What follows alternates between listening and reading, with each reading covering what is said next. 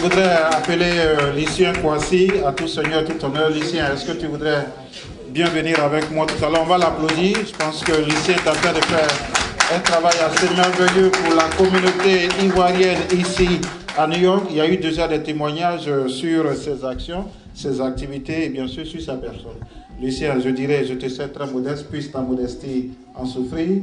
Alors, je sais que tu parles très peu, mais je n'ai pas autre choix que de te laisser ce micro pour que tu puisses t'adresser à tes frères et sœurs et surtout définir un peu les actions que tu mènes. Je ne vais pas me dire les difficultés que tu rencontres de mettre ensemble toute une communauté ivoirienne aussi, je dirais, entre guillemets, têtue. Mais qu'est-ce qu'il te faut pour qu'on puisse t'aider? Par ici. D'accord. Merci. Comme tu l'as dit, je préfère parler moins. Je vais commencer d'abord pour dire merci à toute la communauté ivoirienne. Mais en l'occurrence, merci. Comme on le dit quelquefois, les eaux douces ne font pas beaucoup de bruit. Et une de ces eaux douces, le grand frère le dit, c'est M. Ismaël Cissé. Et je le dis sincèrement du cœur.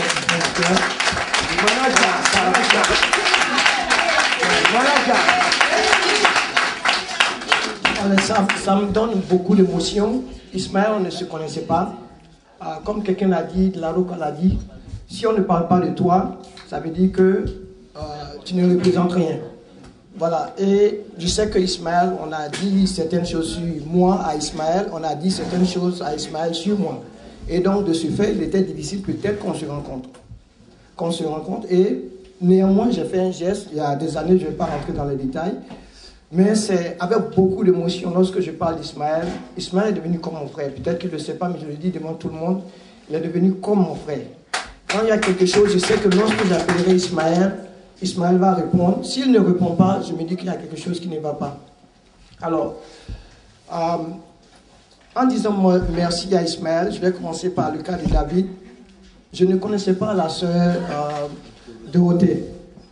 Il y a une de nos sœurs, André Vagba, que la majorité du monde connaît ici, qui m'a appelé, qui a dit à Lucien, voilà, on a une de nos sœurs qui est malade et qu'il y a un jeune homme, David, qu'il faudrait que tu contactes.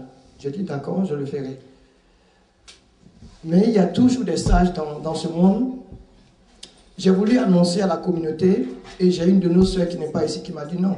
Il faudrait que tu ailles voir la sœur d'abord, voir dans quel état elle est et comme ça tu pourras apporter l'information à tout le monde.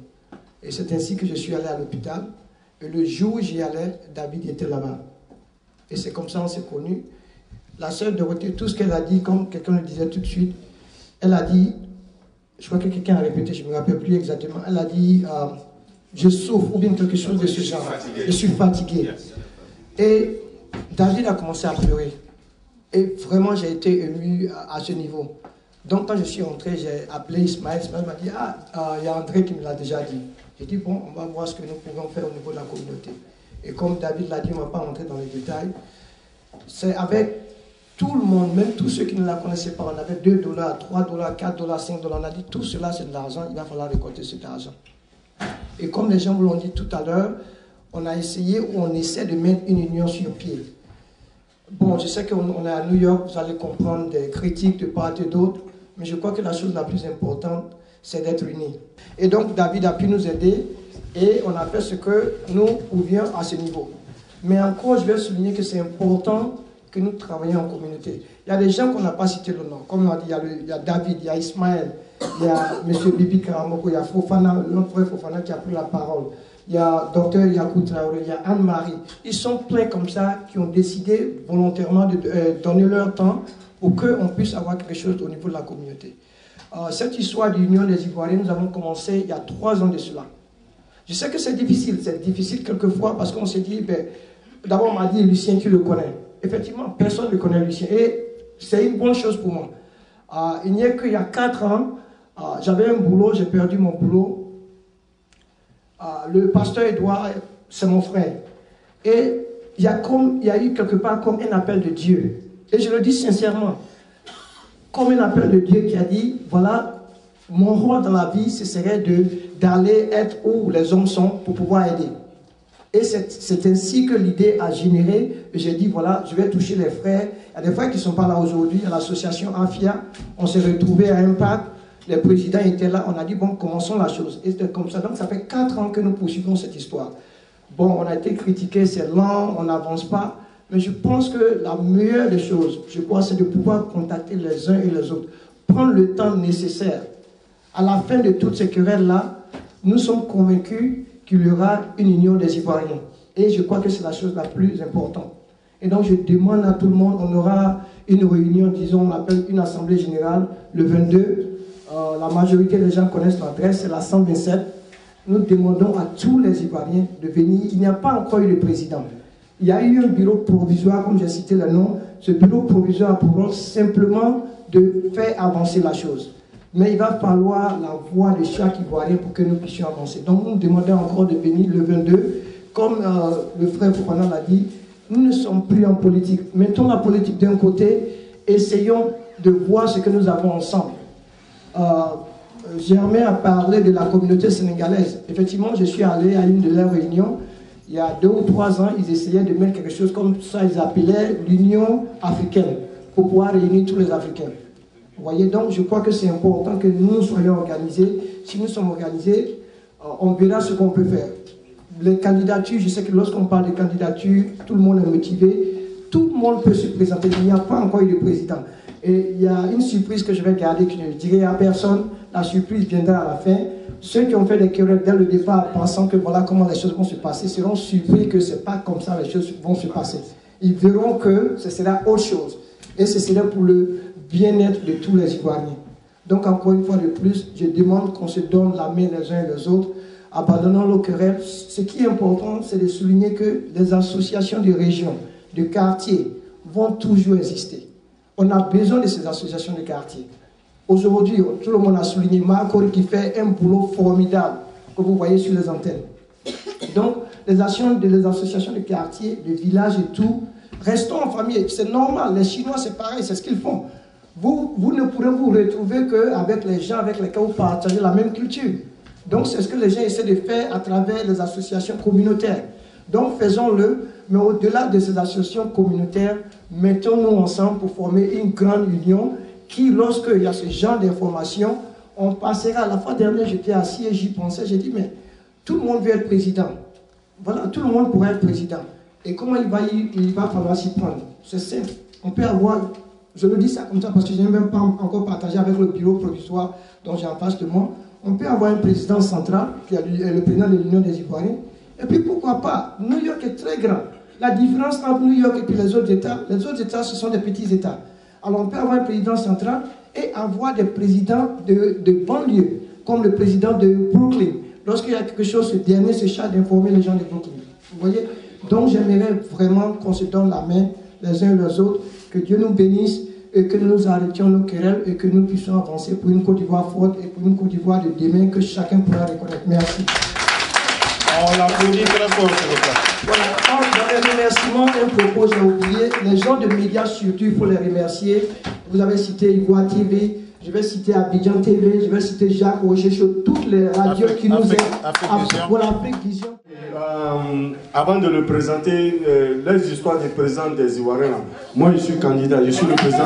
Le pasteur qui est mon secrétaire, donc votez pour moi. Si vous votez pour moi là, leur histoire des palabres comme ça va finir. Parce que moi je vais réunir tout le monde. Donc désormais, mettez-vous, je suis ton concurrent direct. Bon, celui que je vais présenter, on a trop cité son nom. Je vous apprends son trajet pour être là aujourd'hui. Sa femme et ses enfants sont à Washington. C'était l'anniversaire de la tante de sa femme. Il a laissé ça. Il a pris le bus des Chinois. Il a laissé sa voiture là-bas. Il est venu, il est là. Parce que ça a fait de l'autorité. Mesdames, mesdemoiselles, messieurs, il ne peut pas partir sans parler. Ismaël Sissé, mon manager. Il est sapé en terrain prince. Je vous apprends que son costume, c'est Jacques de Versace. Il a porté, voilà, sa ceinture sur une hache de Hermès. Sa chaussure, vous voyez, c'est du Pontinini, c'est mon manager. Donc Ismaël, tu as le micro. Je ne vais même pas parler de la cravate. Ce qui attrape la cravate, c'est sorti avec la ceinture. Ok, Ismaël, je sais que tu parles pas beaucoup, tu as beaucoup honte, mais vraiment, toi, Jérôme Ivoire TV, ce que vous faites pour la communauté, moi-même je sais ce que tu fais.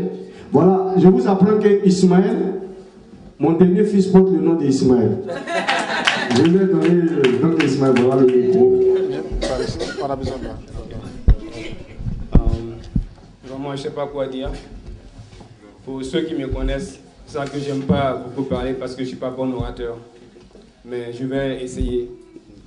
En tout cas, je voudrais dire merci à tous et à toutes.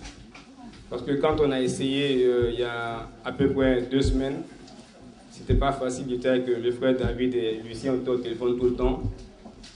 Du Funeral Home jusqu'à aujourd'hui, on a essayé d'envoyer des messages à travers Marie, Ivoire TV, Abidjan TV, New York TV One, tout ça n'a pas été facile. Afrique Vision. Mais c'était pas facile. On ne savait pas si on allait avoir lieu aujourd'hui. Et Dieu merci, quand je vois vraiment, je sais pas, depuis 22 h, il n'y avait pratiquement personne. On était là, on se serrait un peu le toit, est-ce que les gens vont sortir. Mais là, je crois qu'il y avait plus que ce qu'on attendait. Donc je voudrais vraiment dire merci à tous et à toutes, surtout sous ce temps. Et ceux qui sont venus de loin, merci beaucoup. Nous avons pu avoir l'argent. Parce que l'objectif c'était de recueillir aussi les fonds pour pouvoir enterrer la sœur dignement, comme le pasteur l'a dit. Et par la grâce de Dieu, ça va se faire demain. Parce qu'en fait, ce que beaucoup ne savaient pas, il y a le Funeral Home qui avait appelé ce matin. Ils avaient appelé, je crois, à quelle heure, vers 10 h. Ils ont appelé David pour demander la différence, en fait, la balance. Donc il fallait remettre normalement les $2088 aujourd'hui. Et on n'avait pas l'argent. Donc David était inquiet. Quand j'étais dans le bus en train d'arriver, il m'a appelé pour me demander, David, dis-leur qu'on va le remettre demain à 10 h. Et sans qu'on se soit parlé, il leur avait déjà dit demain à 10 h. Donc là, bon, on a eu plus que l'argent. Et demain, par la grâce de Dieu et grâce à vous, on ira remettre les $2088. Et il y aura une balance qui va rester. Donc je crois qu'on va se concerter avec les hommes religieux, décider ce qu'on doit faire de la balance. Et aussi par rapport à ce que Ivoire TV a dit pour la cassette, les photos de tout. Moi, je compte partir en Afrique, s'il plaît à Dieu, le 25 janvier. Pour un voyage, évidemment, un voyage personnel. Et étant à Abidjan, je ferai tout pour rencontrer, comme appelle, les parents de Dorothée. Et si j'ai la cassette et les photos, je pourrais leur remettre et puis faire le témoignage de tout ce que vraiment vous avez fait. Donc une fois encore, vraiment merci du fond de cœur pour tout ce que vous avez fait. On l'a fait en tout cas pour nous-mêmes. Et il faudrait qu'on retienne quelque chose. Nous sommes dans un pays, il est le plus grand pays du monde. Qu'on retienne que plus jamais un Ivoirien sera abandonné comme les Américains le font. Plus jamais. Plus jamais. On dit qu'il y a un Ivoirien là-bas, il ne faut même pas chercher à savoir si on connaît la personne, il faut juste partir d'abord. Et puis après, bon, le message, une fois le message passé, c'est sûr qu'on trouvera peut-être un parent, une parente quelque part. Une fois encore, merci du fond du cœur. Et puis, rentrez bien chez vous. Merci beaucoup. Et le Seigneur, parce qu'au début, lorsque je commençais, j'avais dit que la meilleure des choses, c'était de pouvoir enterrer dignement notre sœur Dorothée. Et ça me fait plaisir de voir que Dieu a vraiment exaucé nos prières. Parce que le but de notre présence ici, c'était de pouvoir enterrer dignement notre sœur. Et avec les différentes cotisations qui ont été prélevées, nous n'aurons pas honte. Demain, lorsque nous allons nous retrouver au Funeral Home, nous aurons la somme exacte afin que l'enterrement à New Jersey se fasse dans de très bonnes conditions. Et comme nous avons commencé avec Dieu, c'est bien que nous terminons avec lui. Et je vais demander à la sœur Nadège, que je ne connais pas, mais que j'ai vu chanter, et vraiment dont la mélodie m'a touché, de venir nous donner vraiment un aide de remerciement au Seigneur. Oui, la sœur Nadège, viens devant. Parce que tout ce qu'on fait avec Dieu, vraiment, ça marche. Et avant de venir ici, nous avons prié, et Dieu a exaucé vraiment nos prières. Et on doit être reconnaissant pour lui dire merci pour sa bonté. Alléluia. Parce que plus nous montrons notre reconnaissance à Dieu, lui-même va susciter encore des gens comme il vous a suscité, pour que lorsqu'un Ivoirien aurait un problème dans cette communauté, nous pourrions faire face à ces problèmes-là. Donc la sœur Nadège va dire merci au Seigneur à travers un cantique, Et ensuite, nous allons demander au pasteur Yolande de venir faire cette prière finale. Amen. What shall we say unto the Lord? All I have to say, thank you, Lord. What shall we say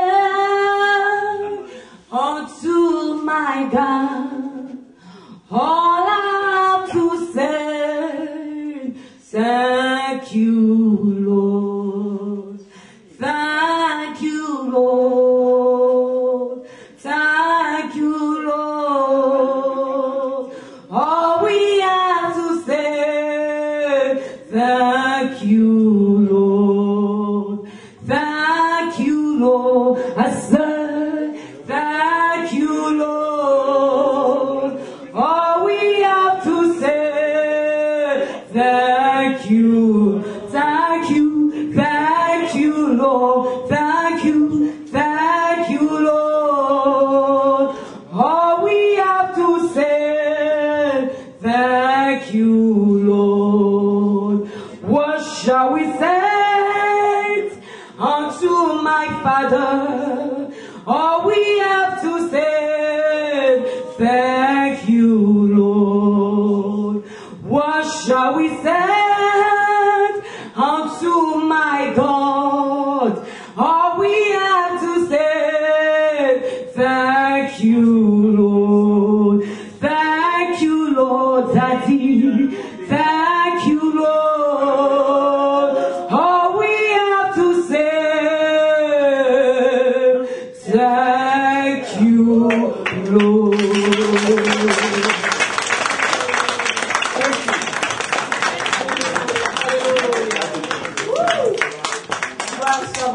Dieu.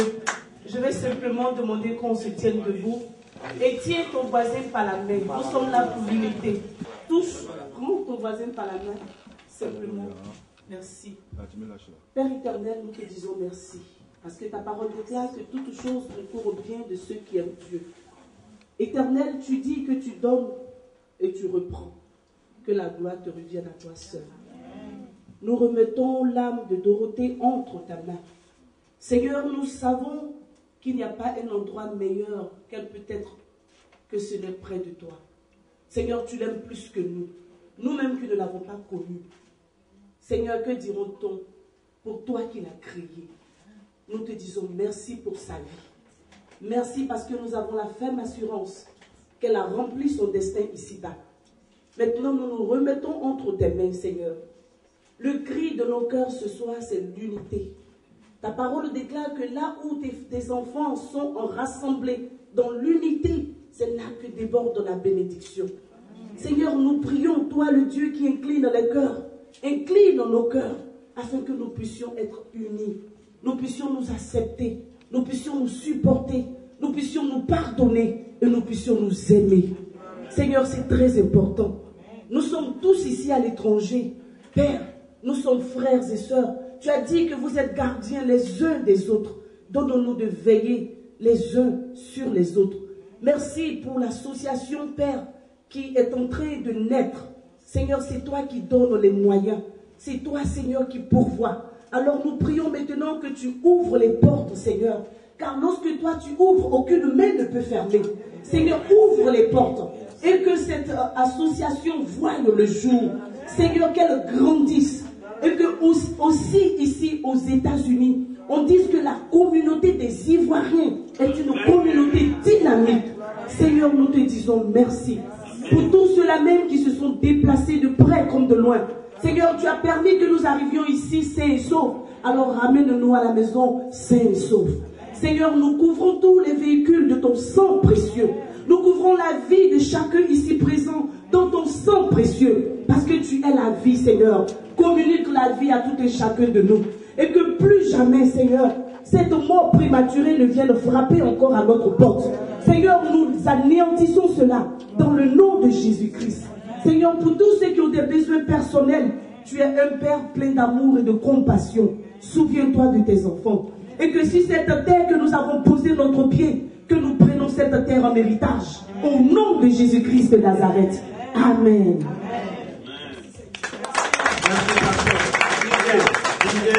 Nous remercions d'abord Ivoire TV d'avoir vraiment géré la situation, d'avoir couvert l'événement, ce qui permet à la communauté d'avoir un sens d'unité.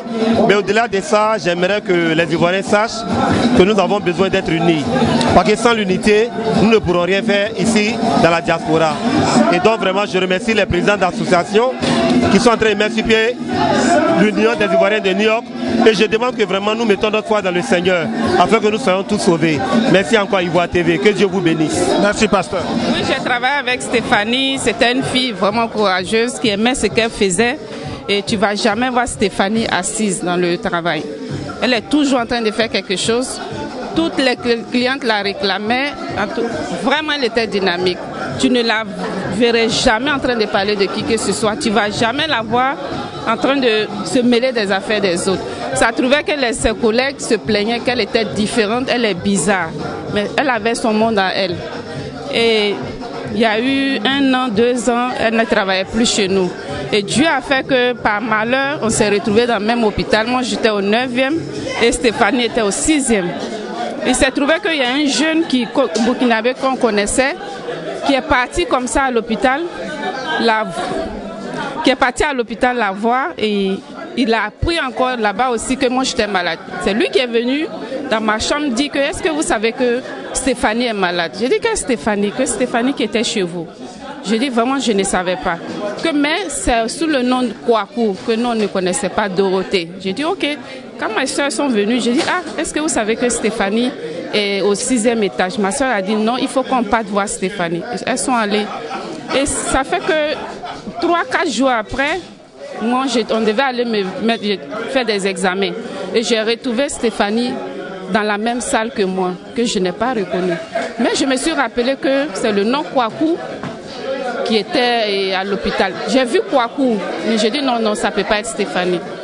Donc j'ai fixé, tu sais, même si une personne a changé, que tu connais très bien, il y a des signes qui ne trompent pas. J'ai bien regardé cette fille.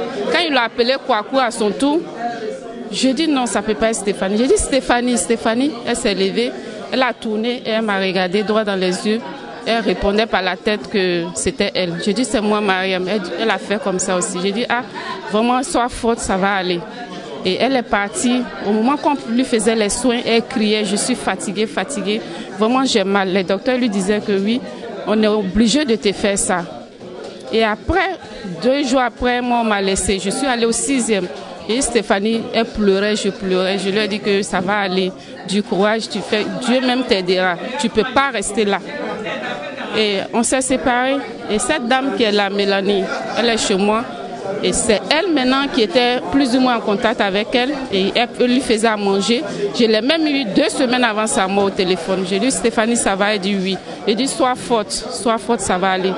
Et malheureusement, le 1er janvier, quelqu'un m'a appelé comme ça qu'elle est décédée. Je suis vraiment désolée. Parce qu'elle ne méritait pas vraiment cette mort précoce. Vraiment, prions pour elle, que la terre lui soit légère, que son âme repose en paix. C'est tout ce que j'ai à dire. Voilà, merci pour votre témoignage. Oui. Vous avez connu quel genre de personnes étaient? Ok, je m'appelle Myriam Bakayoko. Mon surnom c'est Myri la mannequin. Ok, j'ai connu Stéphanie grâce à mes parents, la famille Timité. Stéphanie, vraiment, c'était quelqu'un qui était de bien. Et le jour aussi, ma tante était malade. Elles étaient dans les mêmes hôpitaux. Et en tant que ma tante, elle était au 2e floor, elle était en bas. Et nous sommes allés saluer Stéphanie dans sa salle. Vraiment, quand nous sommes rentrés, dès que nous sommes rentrés net, elle a commencé à couler les larmes. Elle dit vraiment, elle est fatiguée. Stéphanie avait vraiment du tout changé. Et quand j'ai vu Stéphanie, j'ai eu vraiment les larmes aux yeux. J'étais avec ma tante Timité. Maman, tout le monde la connaît. Quand elle-même elle a vu Stéphanie, Stéphanie dit maman, qui t'a montré ici? Parce qu'elle-même elle ne croyait pas. C'est pour faire voir un de ses parents. Et ma famille ne savait pas aussi que Stéphanie était malade. C'est quand ma tante Mariam était malade qu'on a su que Stéphanie était malade. Et quand nous sommes rentrés dans la salle, Stéphanie que nous connaissions, elle n'était pas la même. Elle avait vraiment du tout changé. Changé complètement. Donc vraiment ce que j'ai à dire ce soir, que son âme repose en paix, que Dieu l'accompagne. Et Stéphanie aussi, qu'elle sache que nous allons beaucoup prier pour elle aussi. Vraiment, Stéphanie était vraiment bien. Où elle travaillait chez Matin, elle travaillait au basement, elle venait les mèches. À chaque fois quand il y avait Stéphanie, je vais me tresser. Quand je perds les mèches, elle fait mes cheveux. Elle était souriante, elle était vraiment gentille. Mais quand j'ai appris la mort de Stéphanie, vraiment j'étais émue, j'étais vraiment dépassée. Donc tout ce que j'ai à dire ce soir, c'est de dire à Stéphanie que vraiment on l'aime et on ne va jamais l'oublier. On va toujours prier pour elle. Que Dieu l'accompagne dans son paradis. C'est tout ce que j'ai à dire ce soir. Merci. Merci bien. Merci. Tout à l'heure, vous avez fait un témoignage. En une seule minute, quel est le conseil que vous pouvez donner aujourd'hui à tous ceux qui vont suivre cette vidéo-là? Quel est le conseil que vous pouvez leur donner? Juste en quelques secondes. Bon, vraiment, mon nom c'est Daouda Diabaté. Vraiment, j'ai vu les images, les choses, comment on appelle, ce que Dorothée a traversé. Et là, vraiment, pour ce que je peux dire à mes frères et sœurs, c'est de s'approcher à une association ou bien s'approcher à les gens. Il ne faut pas rester seul. Parce qu'être seul dans la vie, rien ne peut rester seul si ce n'est pas le bon Dieu. Donc être avec quelqu'un, c'est encore plus mieux. Dorothée était une femme de foi. Elle était très bien et je n'arrête pas à la voir vraiment le bon cœur qu'elle avait. J'ai pas trop duré avec elle, mais le petit bout de temps que j'ai fait avec elle, là vraiment, j'ai vu que Dieu était avec elle. Une femme très religieuse. Donc vraiment qu'on peut prier pour elle chaque fois et qu'on continue à faire ça. Franchement. Merci bien. Vous l'avez découvert ici. Encore un hit que vous avez découvert. Ivoire TV. Ivoire TV.